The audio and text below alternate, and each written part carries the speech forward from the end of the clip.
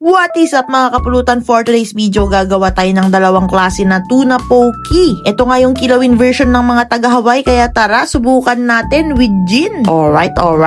Una sa lahat, first of all, bumili tayo ng 1 kilong tuna sa San Fernando City, La Union Public Market. 420 pesos per kilo ngayon dahil bumabagyo. Pagkawi agad kong hinugasan at hiniwa into cube size. Ayun na bahala kung mas malaki or mas maliit pa. Then hinati ko into 2 parts dahil dalawang klase ng tuna poke yung gagawin natin. Una tong shoyu poke, naglagay lang tayo ng oyster sauce, kikoman, dahon ng sibuyas, white and red na sibuyas, and sili na pula. And touch na rin ng sesame oil. Naglagay na rin ako ng konting kalamansi para may touch ng Ilocano style. Alright. Shoutout pala sa lahat ng viewers natin dyan sa Hawaii, lalo na dyan sa Maui, Hawaii. Marami tayong followers and viewers dyan, lalo na ang mga Ilocano. After mamekos-mekos, i-ref muna natin yan dahil gagawin na natin ang pangalawang klase ng poke, ang spicy mayo tuna. Hindi kasama yung takip ha. Sinubukan ko tong binili namin na sriracha mayo pero nakulangan ako sa lasa. Kaya dadagdagan na lang natin ng kung ano-ano dyan. Touch ng oyster sauce, calamansi juice, puti at red na sibuyas, dahon ng sibuyas at konting sesame oil. Saka natin hahaluin ng may kasamang pagmamahal. Alright. Dahil nakulangan ako sa lasa, maglalagay pa tayo ng konting Japanese mayo. At sheesh, meron na tayong napaka-creamy, napaka-solid at napakasarap na spicy mayo tuna poke. Alright. Tignan nyo naman yan mga kapulutan. Itsura pa lang nakakatakam na. Mas masarap tong pulutanin pag malamig, kaya i-ref nyo muna. Itap nyo sa chopped cabbage para mapapa alright